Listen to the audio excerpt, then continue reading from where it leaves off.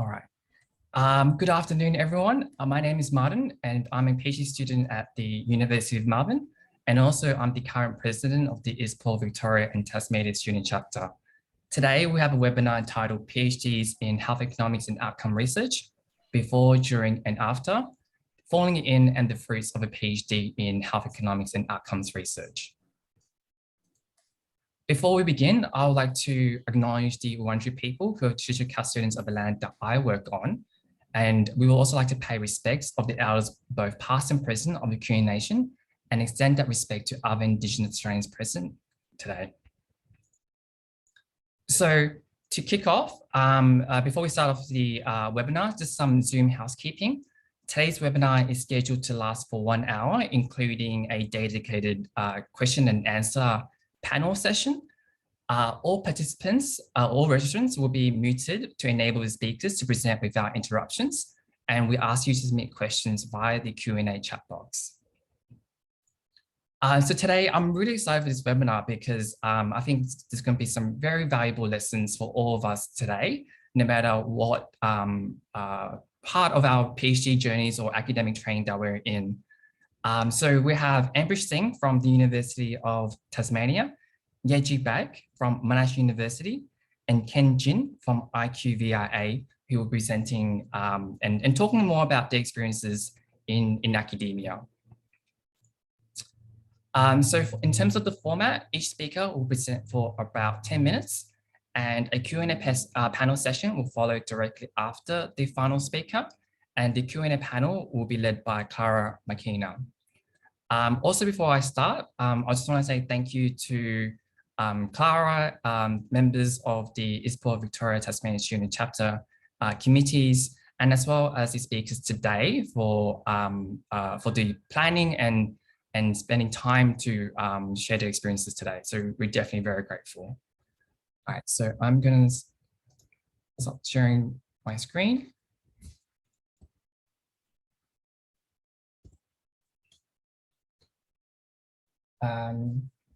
Sorry, give me one second. So the first speaker will be Ambrish Singh. So before starting his PhD, Ambrish worked for 8 years in health economics and outcomes research, global pricing and market access roles with consulting Opium Incorporated Pharmaceutical, including Eli Lilly and Company, and medical device companies, Abbott Laboratories in India. He has a diverse experience of working in public, private, and higher education sectors. I now invite Ambrish to present. Thank you, Martin, for a lovely introduction. Should I share my screen? Yes, please share your screen. Yeah. I hope you can see my screen. Great. Once again, thank you for introducing me and giving this opportunity to share my experience with like-minded people.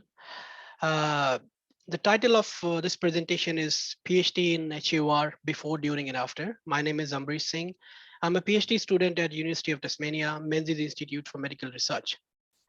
And before I go ahead with my presentation, because I have two screens and the screen which I'm presenting on is on my right-hand side, so I'll not be looking directly on camera. So please excuse me for that. So in this presentation, the way we have planned is that I'm going to speak about my experiences before joining in PhD, what I have done, and what are the key drivers which sort of helped me to decide on to go and start my PhD into HEOR, and what are the challenges which I encountered during the course of my career and how I try to overcome them and how different things have helped me. So let's start the presentation on a bit of a different note, which is with a question. When we think about doing a PhD, or while we are doing a PhD, or when we are about at the end of our PhD and deciding to go into the job market, there are obviously a lot of questions which come to our mind.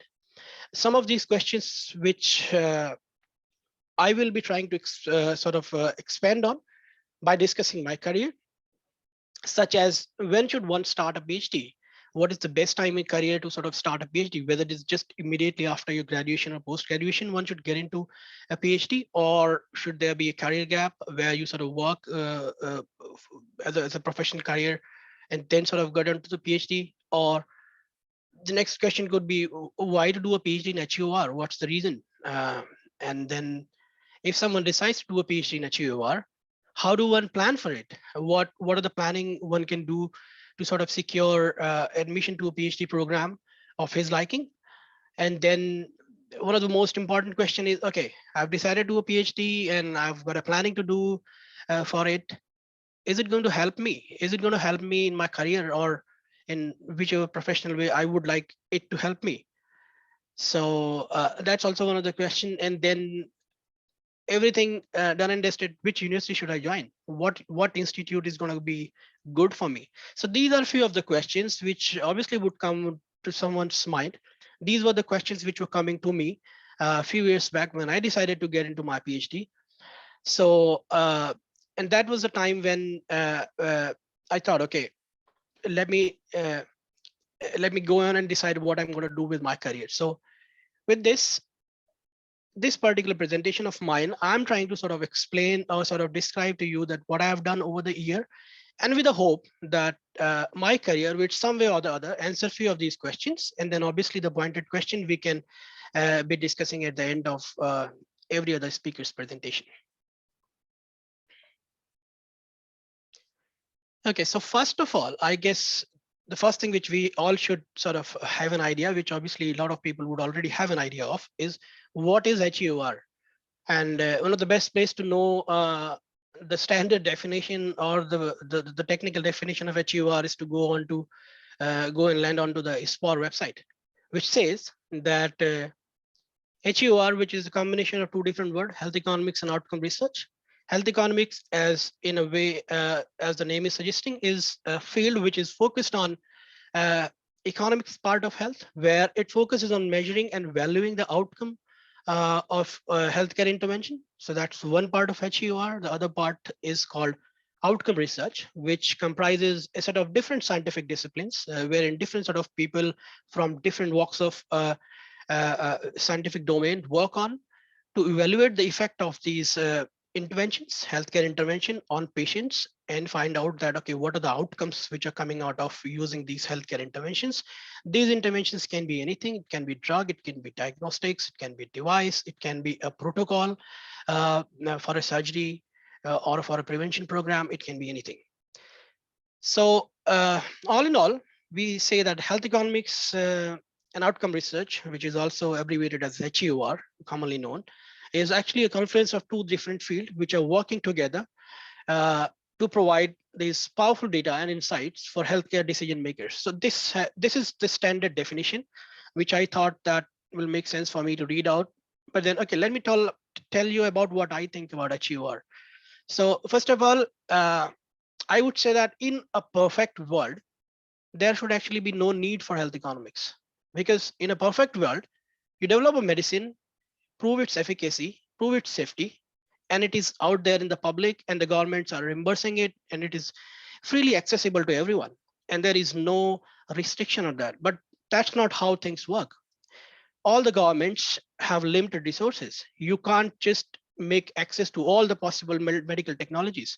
That is when health economics and outcome research sort of a field comes into picture, wherein you have to produce or develop evidence, wherein it will help to the decision makers who will decide that out of these two different interventions, which is A and B, both of them has proven efficacy and safety, but which one should be made accessible to the public using the common resources of a nation. That is where this particular field come into picture. So I hope it gives you some idea onto what health economics field is all about. Now, I intend to sort of briefly discuss my career, what I've done over the year, with the hope that it will answer few of the questions and maybe stimulate few of the questions from you. So by I'm a pharmacist by graduation. I did my graduation in 2009, and then uh, I did my post graduation, which is Masters in Technology in Biotechnology. So I'm a biotechnologist by post graduation. After that, I started my professional working career.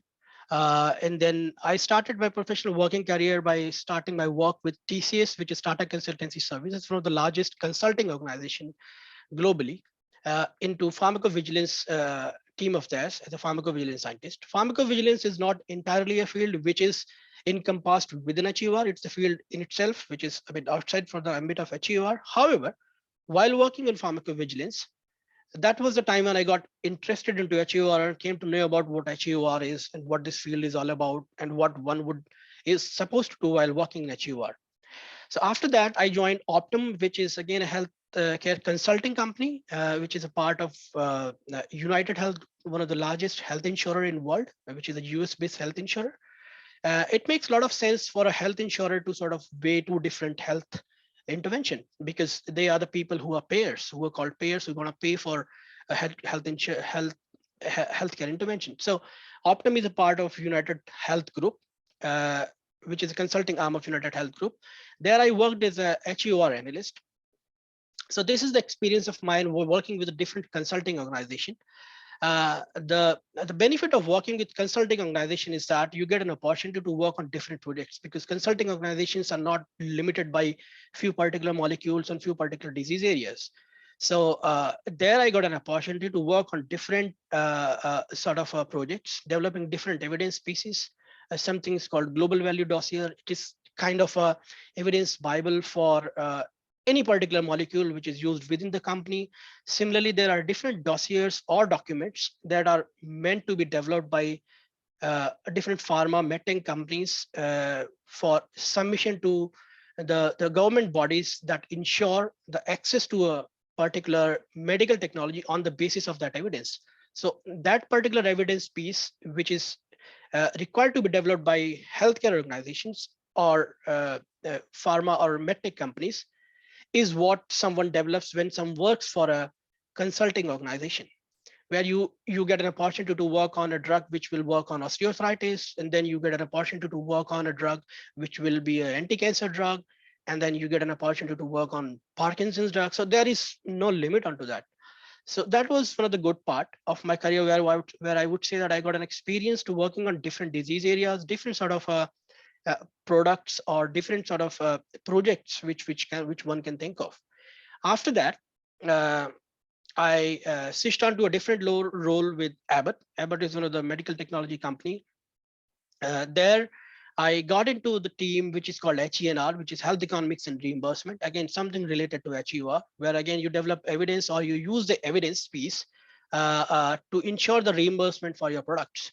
When we say reimbursement, means that you are actually ensuring the access to your product, which means that I was part of their market access team.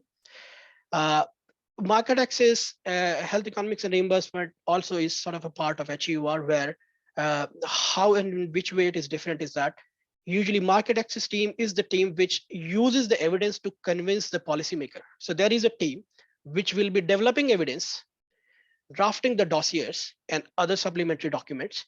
And then there will be a team which will be using that evidence, making the submissions to the government bodies to ensure the access. So that particular team is usually called market access team from any pharma or medtech company. So I got an opportunity to work for Abbott on that role, mainly focus on India and subcontinent countries over here. That was again giving me a different sort of experience on that part. That okay, once you develop an evidence piece, once you develop a global value dossier or another any sort of a value dossier, what do you do with that? While I was working with Optum as a analyst in the consulting organization, my role was only to develop the evidence piece, which is a lengthy document, like sometime 200 pages of a document, and then send it to the client. The clients are usually pharma companies and medtech companies. What happens after that, I never knew. Who's going to use that paper? Who's going to use that document? When I joined Abbott, that was the time when I got to know that, okay, what is actually the use of that particular evidence piece? Who's going to use it? How is going to influence the health policy? So that was, again, I would say one of the good experience which I had, which again sort of uh, stimulated my thoughts onto this field. And after that, I joined Lilly and Company, Eli Lilly and Company, in their team that's called Global Patient Outcome and Real World Evidence. That's the name of the team which I was working on.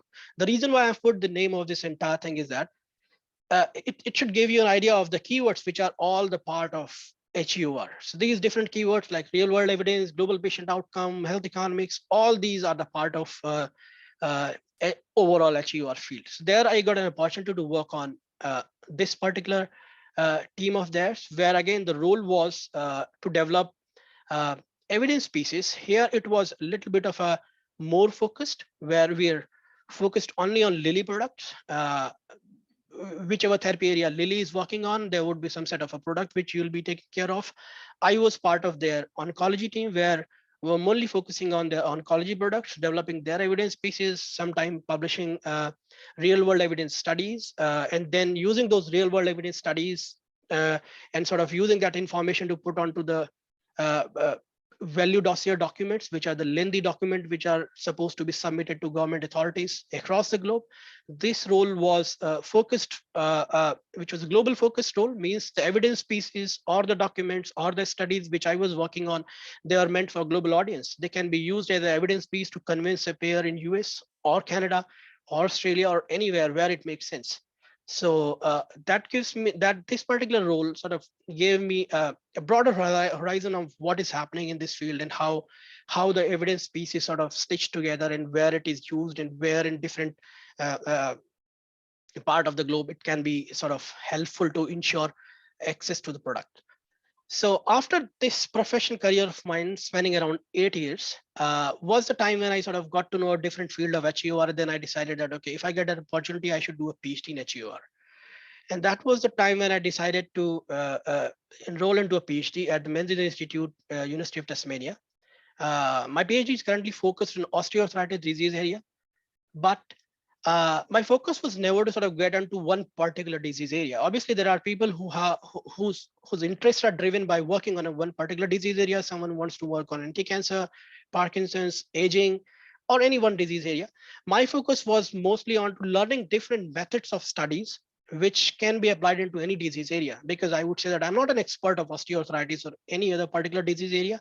I'm more sort of looking to be an expert of knowing sorry, different methodologies of studies wherein you can develop evidence using different methodology. So with that idea in mind, I joined my PhD, which is focused on osteoarthritis, where I'm working on different sort of studies, such as epidemiological studies. I'm working on observation studies, cross-sectional longitudinal studies. I'm also working on a randomized control trial. And then I've got an opportunity to work on quality of life studies, where you assess the quality of life of the patients or the participants. And along with that, I'm working on different meta-analysis, systematic review sort of a project, and also few health economic related studies.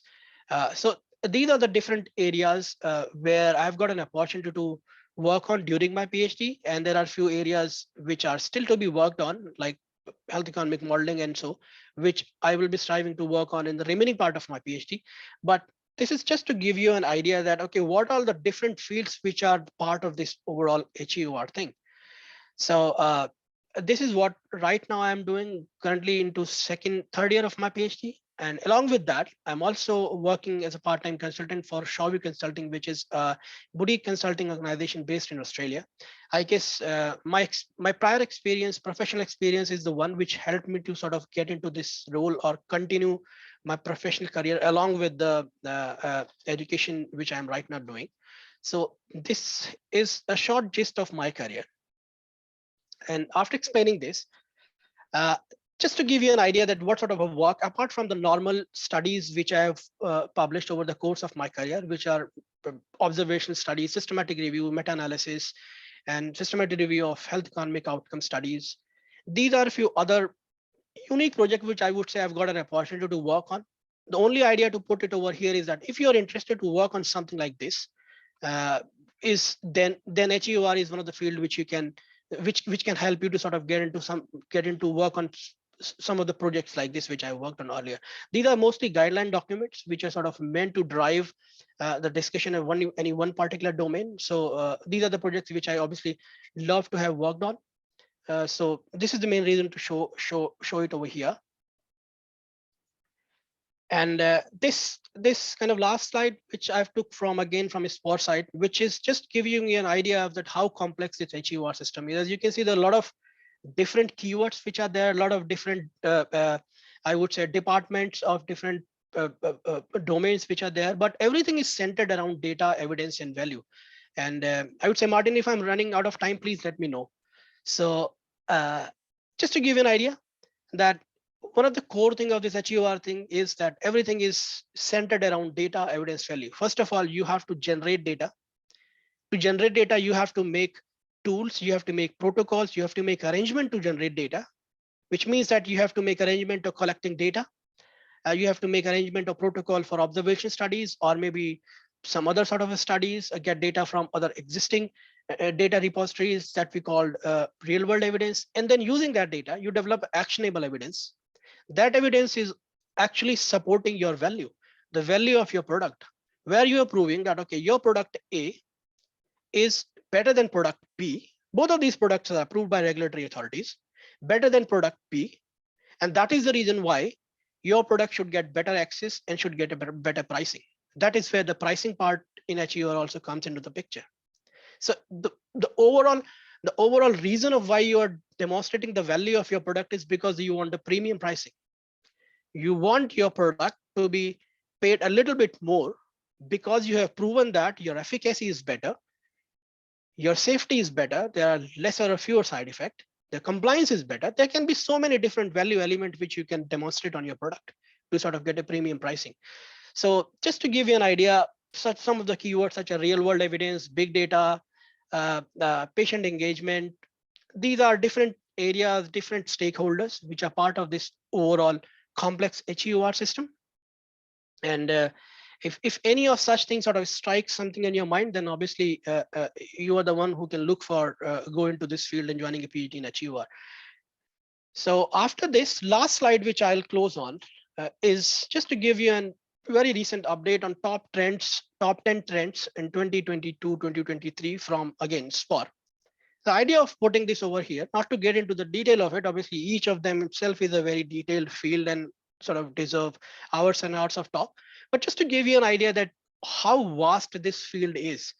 It starts from, and these are just top 10 trends. You know, when SPOT decides in top 10 trends, it is scanned through hundreds of keywords, and then sort of there is a methodology of deciding top 10 trends every year for by SPOT. And then this 10 list which comes into picture means that there are numerous others. The top 10 are like real world evidence, where you develop or gather evidence. And then you have value assessment, health equity, healthcare financing, patient engagement, and you see public health. Something like public health is also featuring over there. So HEOR itself is not a domain where you say, okay, this is HEOR, and then you go and do HEOR. No, if you're doing something which is related to public health, it means that you are doing something which is overlapping with HEOR. If you're working on as a pharmacoepidemiologist, then you have something which is overlapping with HEOR. It's just that you should know that, okay, where your piece of work which fit into the overall picture of HEOR, I would say, scheme of things. So this particular site, just to give you an idea, any of these particular things which sort of strike something on your mind, and if you have any questions, which we'll be happy to discuss after the end of 3 presentations. So with this, I would sort of end my presentation and thank everyone for listening to me, and I'm happy to discuss anything and happy to connect with anyone in whichever way I can help and collaborate. I'll be more than happy to contribute. Thank you. Thank you for your time. Thank you, Ambrish, for your wonderful presentation. I'd like to now introduce Yeji Baek. Before starting her PhD, Yeji worked for different UN agencies and the government of South Korea, including United Nations Children's Fund in Nepal, United Nations System Standing Committee on Nutrition in Switzerland, and Korea Disease Control and Prevention Agency to promote healthy nutrition. I now invite Yeji to present. Thank you, Martin. Let me share the screen. Hi, everyone. Thank you for coming to the presentation today. My name is Yeji. And today I would like to share my work career experience over the past 9 years. And here a little information about me. At the moment, I'm a PhD candidate at Monash University. My research interests include economic evaluations, child health and nutrition interventions, especially in low and middle income countries. And also I have research interest in equity. Before starting my PhD, I studied my master's in public health. I did a bachelor's degree in food and nutrition. And in terms of my work experience, I have experiences with UN agencies and the government of South Korea. And today I want to focus on my work with UNICEF and the Korean government. So my first job was at the Korean Disease Control and Prevention Agency. I wanted to work for this agency because I was, and still now I am, interested in improving population health, and I thought this is a great place to do that. So the mission of this agency is to shape a safer and healthier future. And I was in the Division of Health and Nutrition Survey and Analysis. This division is mainly responsible for Korea National Health and Nutrition Examination Survey. It's a really massive national survey, and it samples 10,000 individuals each year. And it collects a lot of information, including urine samples, blood samples, and BMI. So it produces health statistics, including health behavior, dietary intake, and chronic disease. So for instance, we can see the trends in smoking prevalence over the years, and also by gender and age group, and by income levels and education levels. And also we can see the trends in prevalence of chronic disease like obesity and hypertension. And one good thing about, there are many good things, but one of the good things about this survey is the data is open to the public. So many researchers use this data to generate evidence and see the association between the disease and other socio-demographic factors. And you can see that Google Scholar, there are over 200,000 researchers using this survey data. My role here was to maintain and develop a food and nutrition database. So this is the example of food composition table, and I maintained this database to conduct data analysis to estimate dietary intake and also produce annual reports on the nutritional status of Koreans. And these are some publications that I worked with this agency. The dietary intake of fats and fatty acids, and also energy and nutrient intakes from fruit.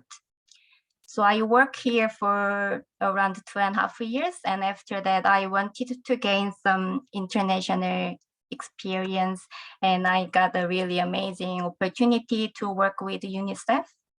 And this agency is to work to protect the rights of every child. And this is the basis of UNICEF work, which is the international treaty that recognizes the human rights of the children, called Convention on the Rights of the Child. I really like this message here, so I wanted to share.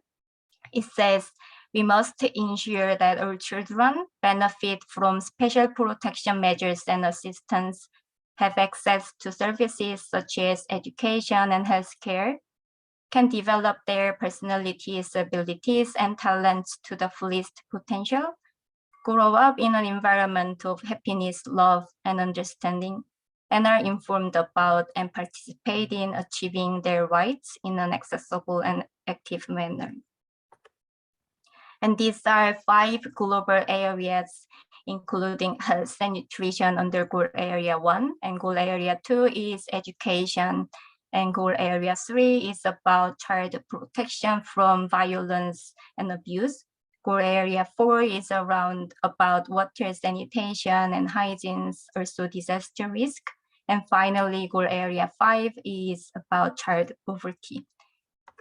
And that was the global area. And because every country has their own unique situation, every country also has their own country program action plan. And I was in Nepal country office. So this was the Nepal's action plan, and this action plan is developed closely with the government of Nepal. And there are 5-6 program structures like health, nutrition, and education. So you can see that this is in line with global strategy, but also it reflects the country's own situation. So I was in the health section, and I did monitoring and evaluation activities to see the trends in health situation in Nepal. And also I was heavily involved in this particular project. The objectives of this project is to strengthen the health system, to provide quality and equitable maternal, newborn, and child health services, and also to improve the behavior of caregivers, parents, families, and communities. So this is the short clip of the project, and I thought it would be interesting to share with you.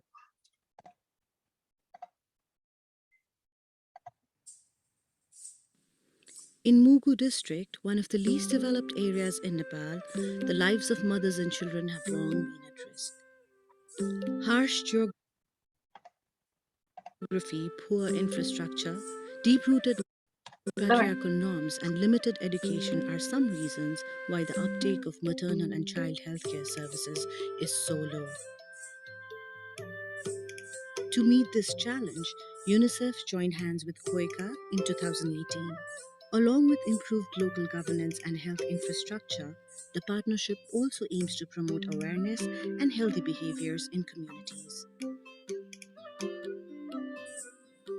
Recognizing their key role in linking communities with health services, female community health volunteers have been trained to communicate more effectively with families about available health services. These volunteers are crucial in encouraging women to deliver at health facilities and immunize their children.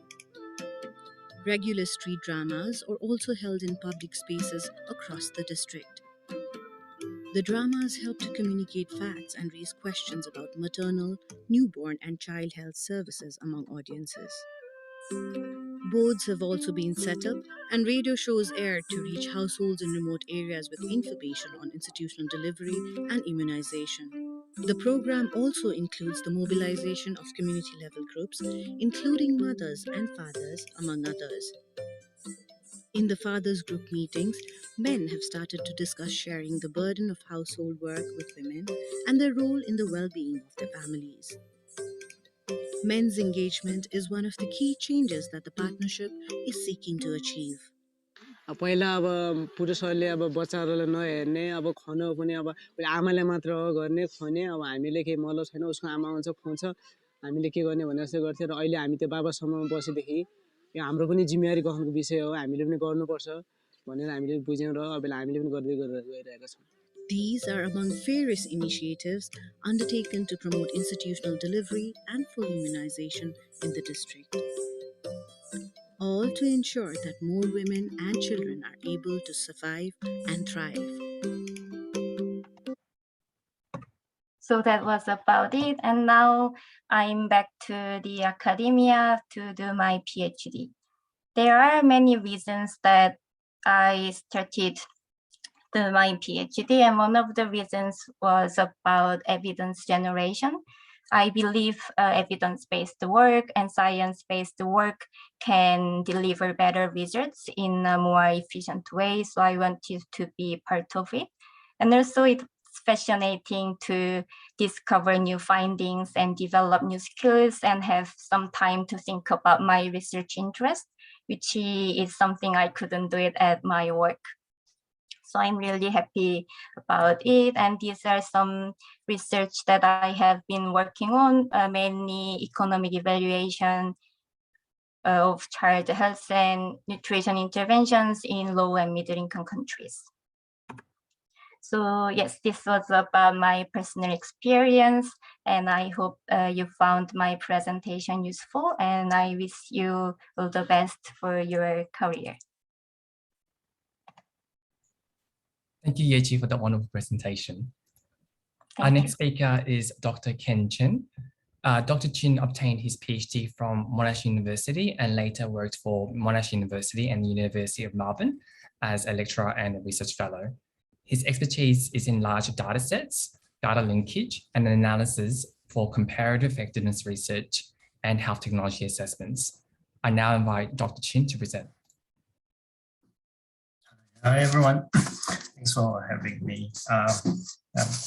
So thanks for the very kind words. I think it's a bit too big, I guess, in a sense. Well, I guess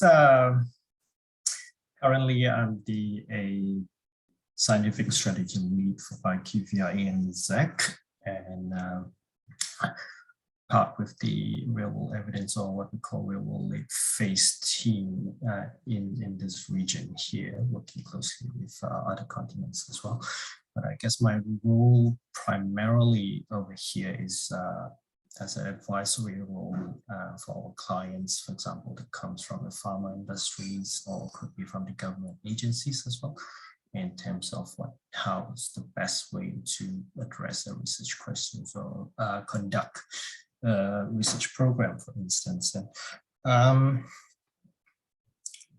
in terms of historically wise, I guess the way how I set it up, I haven't prepared any slides for today's, but I'll just walk you through some of my, journey that I find, it could be perhaps worthwhile to share with you. Then I've got a background in clinical epidemiology as well as a pharmacy, just like Ambrish, pharmacist by training. Started off my career in hospital as a clinical pharmacist. Then I sort of moved to primary care, work in a community pharmacy for a few years, climb up the managing the company for a while, whereby I sort of gathered and learned a lot of the problems faced by the patients on the ground, both from the clinical and hospital settings as well as primary care setting. And that sort of triggered my interest, I guess, to pursue postgraduate studies back then, probably 20 years ago, and did my master's in clinical, and then joined academia, worked for a few years, 4 or 5 years, before I've had a chance to work with the late Professor Henry Kroon. I'm very delighted to see some of our colleagues over here from the same team as well. So from there onwards, continued my PhDs with Daniel Liu after the passing of Henry, and did my postdoc as well with Danny, where I got a chance the consulting side of the world. That was the interesting end, where I had learned a lot, I guess, not only in terms of technical skills, but also in terms of strategic thinking, planning, those sort of stuff. Importantly, also networking, I guess, what Danny had opened my eyes to, as well as other senior colleagues in the school. That was the importance of networking, I guess. And then subsequently, opportunity came up in the medical school in Uni Melbourne, whereby I helped them to set up a clinical trial cleaning program over there in the medical school, as well as postgraduate medical research programs at the master's and PhD levels. Then came by this opportunity about a year plus later, whereby through my work in both Uni Melbourne and Monash at that time, then the IQVIA tapped on my shoulder, this, sort of looking for a person to develop, to help the team to develop further in terms of scientific standpoint in delivering real-world evidence or HEOR related type of projects for the country or ANZ region. And then here I am now, I guess, with IQVIA.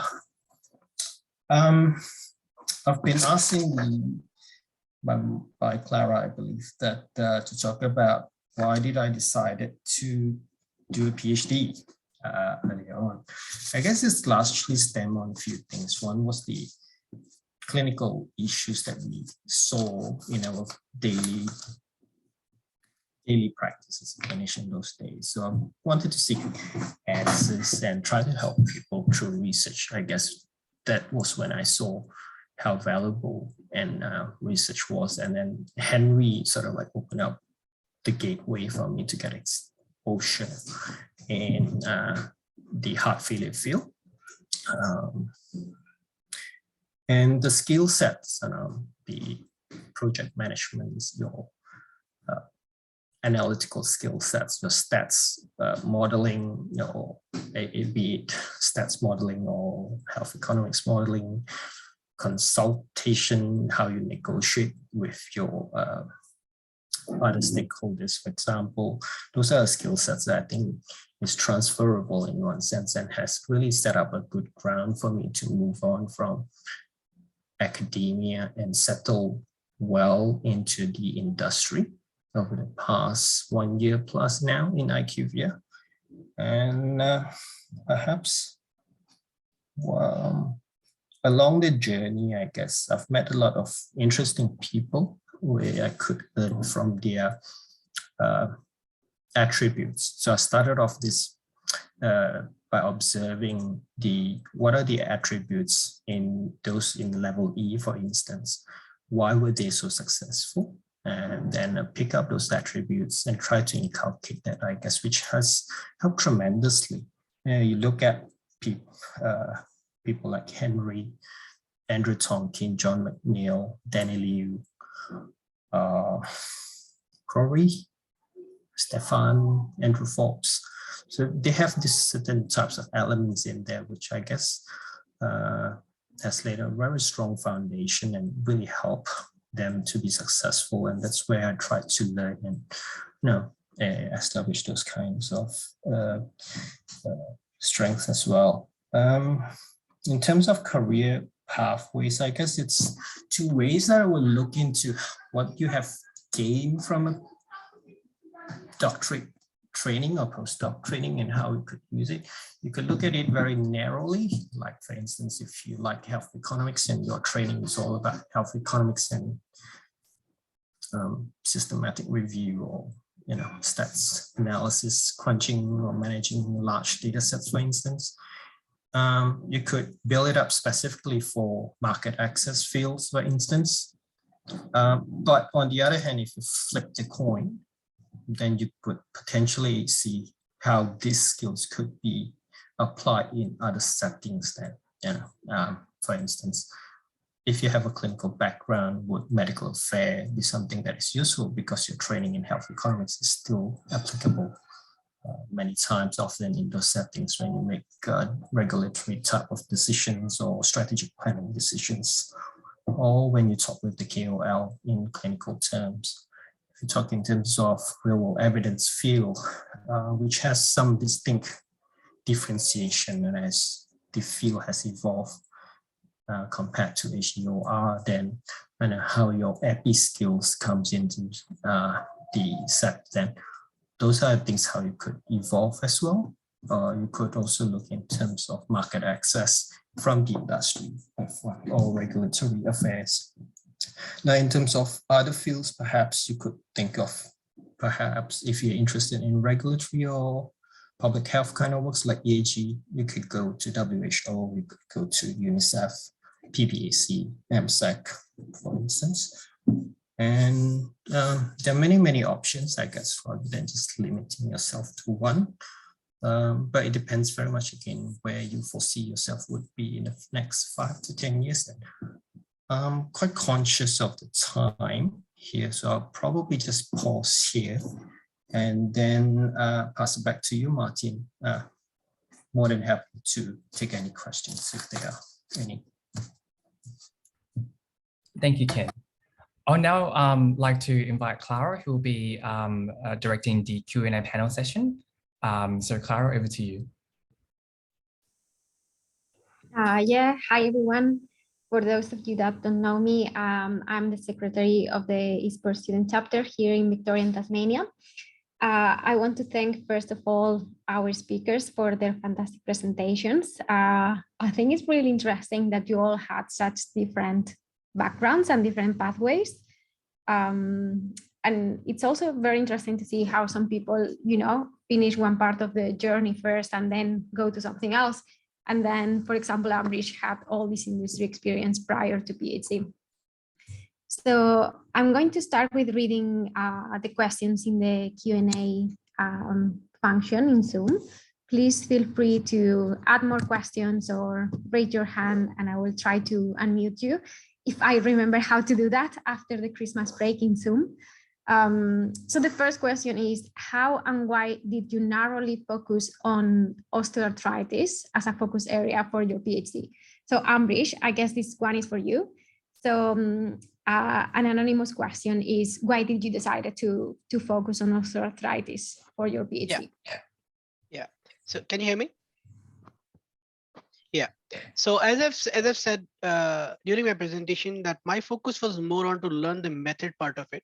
I wanted to learn different sort of methods of generating evidence, developing evidence piece. When we talk about evidence, means that method of doing different sort of studies, like doing cross-sectional study, cohort study, longitudinal study, or a randomized control trial. So my idea was to learn all those sort of things. Osteoarthritis was one such disease area which I've had experienced while working with the consulting organization. So that was something which made me familiar to this area. But to be frank, I didn't have any specific sort of a particular interest onto this area. It's just because of the fact that I was exposed to this area pretty well before getting into PhD. So that was a comfort zone for me. One of the most important factor for me to land onto the PhD, which I'm doing, is that I was interested to do the study which I was which I plan to do, which is the way the study was planned, rather than whether it could have been into Parkinson's, it could have been into Alzheimer or any other disease area. So that was the main reason for me. I know some people have particular interest to some particular disease area, which is again a good thing to sort of specialize into one particular disease area. But then the idea which one can take from my career is that apart from focusing on disease area, which is a good thing, you can sometimes also focus on learning on the method part of it. If you know how to do a cohort study, how to do a randomized control trial, or how to plan a longitudinal study, you can do it in any disease area later on in life, because you always are not that so lucky to sort of get opportunity to work into one particular disease area. I hope it answered. Thank you, Ambrish.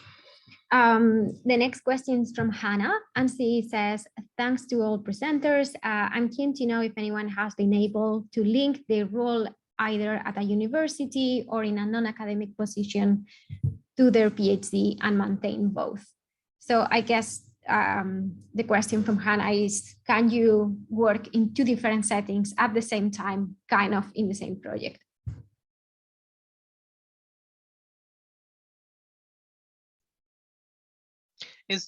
Who's this directed to?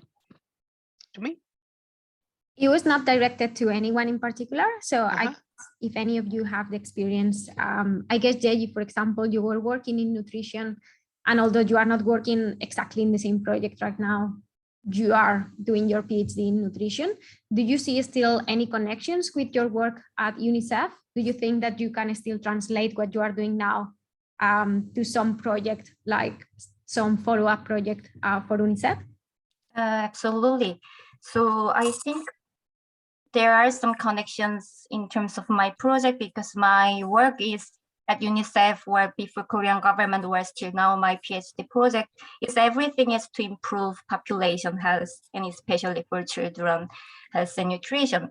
So it's very much related. And also one of the projects I'm doing now as a part of PhD, it's to improve child health in Vietnam. So it's very related to UNICEF. And then one of the systematic reviews I did was also to see the economic evidence of child health interventions in low and middle income countries. And I was really surprised by the contact from UNICEF, because just last week I got an email from my previous UNICEF colleague saying that, oh, I see your research paper and it's quite interesting, and can I know more about it? So yes, I can say it's very much related, and it really depends. And also at my previous work, I saw some people, they continued to work, but also they did their PhD as a part-time. So I think it's possible to maintain both PhD and work. Thank you, Yeji. Yeah, I do agree with Yeji and Ambrish. I'm inclined to think that you can actually maintain your role, both whether or not you're still in the study as a part-time student, as well as, you know, continuing your professional role at the same time. Many of us would be doing that, I guess, especially under current pandemic. But in terms of whether or not there is a link, there are many ways, I guess, you could flesh it out. Being in the academia, for instance, you can still work closely and contribute to the industry side very much, you know, either as an advisory role or it could be as a PI for industry-sponsored projects. So, for instance, you know, when I started off with Henry, I sort of like got fortunate to be involved leading sub-studies for industry-sponsored trials. So it could be like, for example, emphasis of trial, could be atmosphere, those kind of trials. So you get exposure to lead that kind of study, which is really good. And having your say, I guess, in the process of generating the evidence through a clinical trial environment. Then subsequently, I guess, in my postdoc, and after that, then I guess it's the, you know, being in academia at the same time, but also helping the PBAC submission process for the client, and whether or not with Danny's team in Monash or, you know, as in IQVIA, for instance, you could still have that kind of role. And the same as, like, you know, for taking example from our colleagues, that the skills that you possess is very valuable, I would say. Don't underestimate what you could do or contribute to the field in any capacity or field. And I would say, I've got a colleague, Richard, for instance, some of you may know him. He started off in Monash, like myself, did his postdoc, and then subsequently went to Denmark to brush up his skills in policy. And then he's now with Roche as a data scientist. So he got his health economic skills and EP skills. Now he's with Roche as a data scientist. We've got Megan Bohinski. Some of you may or may not know her. She's the MSD ANZ market access lead. Now she's joining Beijing very soon as the regional lead as well. We've got Cici, who's in China now, started off with Biostats team. She's a medical doctor, epidemiologist, but joined Biostats for some reason because of her fantastic stat skills and coding. And now she's with the HEOR in Sanofi. We've got Manoj, associate professor in Monash, joined SIG as the data scientist director, director. And then now he's with MSD now as the regional, you know, observational research center, they call it. Something like that. So you could see, you know, don't limit your potential, I guess, in a way, how I would summarize it in short. Try to look up where you could, you know, optimally leverage on your skills and trainings. Awesome. Thank you so much, Ken. That was very insightful. The next question is for Jishuan. And the question is, may I ask how you found your PhD supervisors?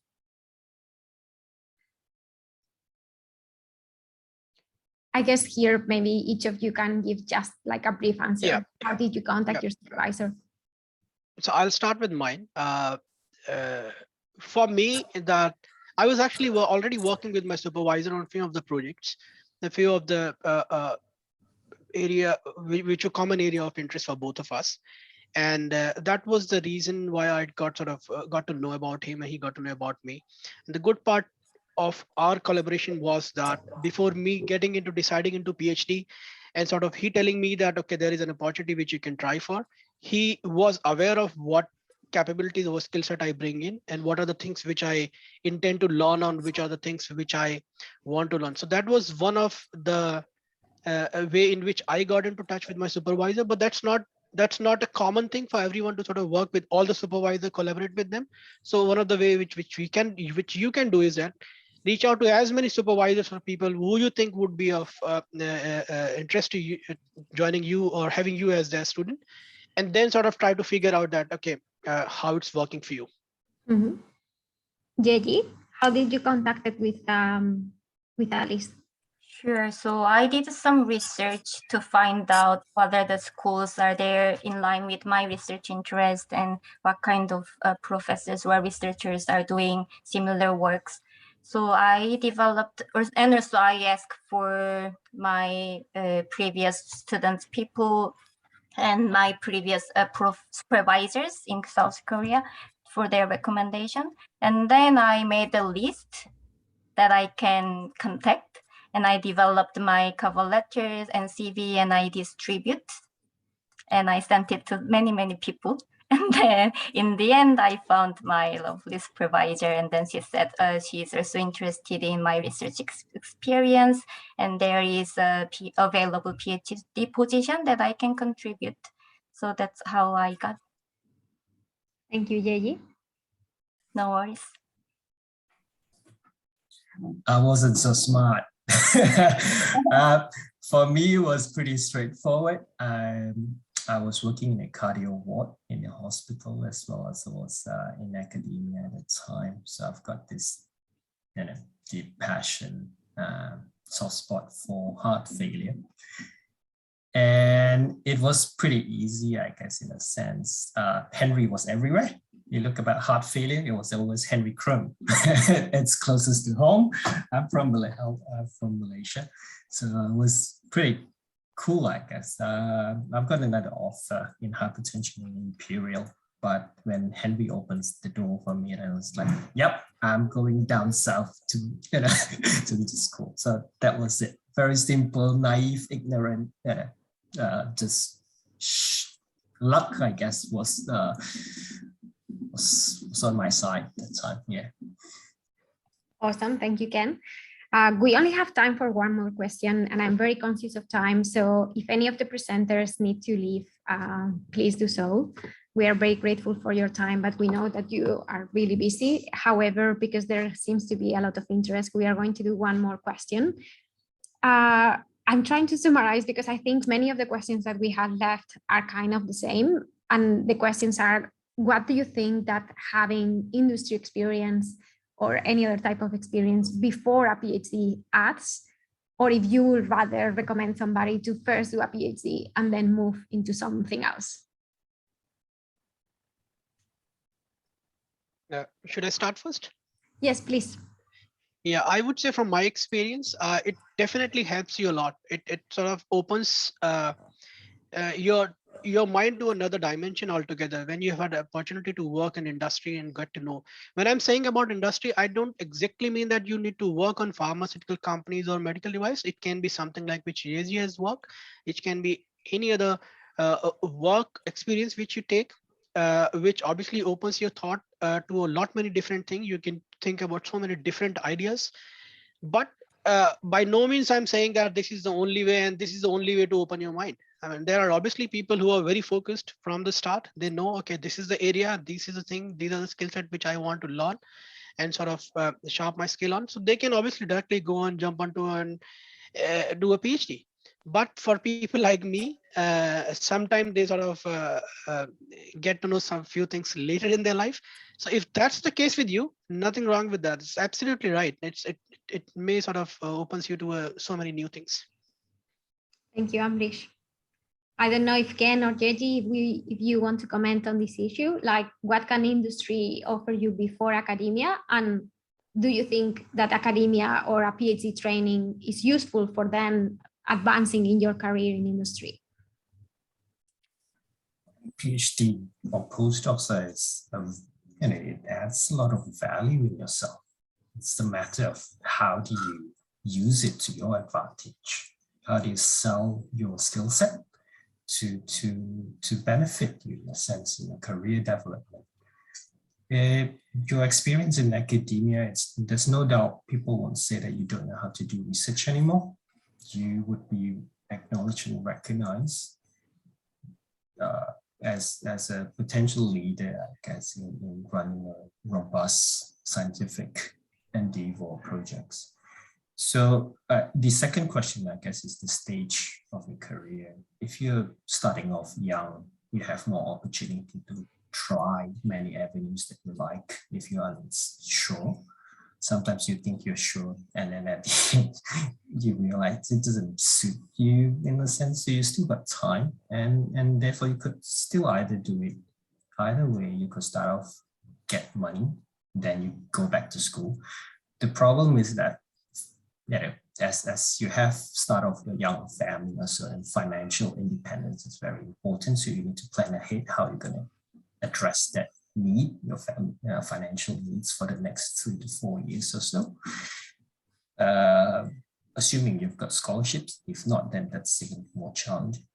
So those are the things that you need to really think of carefully before you embark on the next stage of career. Either go back to do a PhD or postdoc, or continue your work or jump back to whichever field that you like. It's, be mindful of where you would want yourself to be and how do you achieve it. It does require very thorough planning before you execute anything. That would be my recommendation. Thank you. Yeji? Yeah, similar. I think it really depends on what your situation is and what you really want to do. And in terms of career paths, I think there is no right or wrong answers. My recommendation is to know about yourself more, meaning that what motivates you, what your values are, and find out where you can contribute and what kind of skills you want to build and what kind of story you want to make. And for me, I worked for over many years before I started my PhD, and my experience, I can tell it really helped me along the way, my PhD way, because I think I have more insights when I see the data, and I have strong research interest, and so I'm passionate about my PhD. So there are some advantages that if you have some work experiences. And if you are not sure, I think you can reach out to many people. Like you can have some meetings with people who did PhD first, and then ask about their experiences and pros and cons. And also you reach out to people who did PhD later on then their career path, and also listen to their stories, and then you can decide what suits you better. So there is no. Add, yes, go ahead. No, you go on, Yeji. Go on. No, I'm just saying there is no. Yeah. I guess just to add on that, the most important thing from a PhD training is not how many papers you have published. That's important academically, but I guess the take home is that you dare to go and approach other people, ask questions, plan together, collaborate with people, knock on other people's door, get rejected and decline, but never give up. Those are the intrinsic thing which equals to PhD. It's not how many letters behind your name. It's not about how many papers you've published. Of course, career, to some extent, it has some merit, but it's those attributes that builds your character and would perhaps lay out the foundation for you to progress further in your career. So best of luck to all of you. Yeah, a lot of potential within yourself. Don't undervalue yourself. Thank you. Martin, back to you. Thank you, Clara. And thank you to all the presenters for giving so much advice and sharing the experiences as well. I'm sure that everyone here attending would definitely value all the stories that you have shared today.